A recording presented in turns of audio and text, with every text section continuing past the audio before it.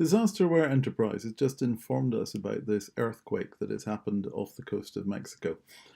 Now, it's very useful for us to be able to understand what the potential impact of that is, and we can get a brief of the area. We can go in and look at the situation as reported and the resilience of Mexico on the scale of resilience. It allows us to know how quickly disaster recovery actions are likely to happen.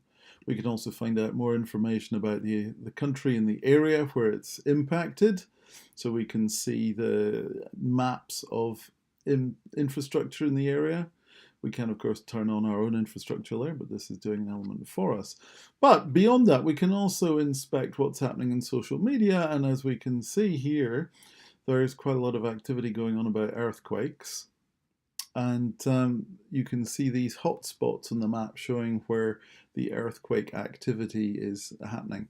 Now, if we zoom out a bit, we can actually see that there's been additional earthquakes all over Mexico, all the way down to the border. And this enables us to zoom in and get direct reported information from there. Now, we can also go in and find out about the impact of other forms of storm and see the situational report for those. So let us go back out again to a global level and go across and look at a tropical storm which is coming in here.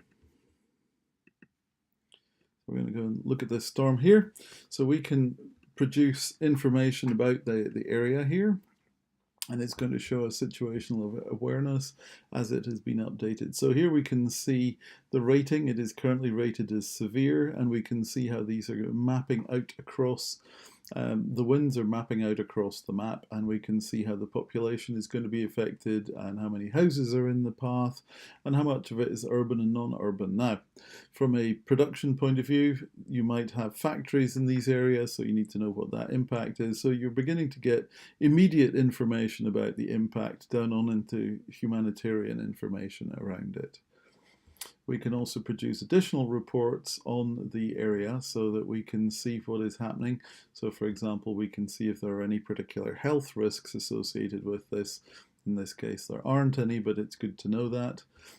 We can then layer in additional products about the system, and we can go and see an automatically generated report that we can use to share with our staff or customers on the social media channels.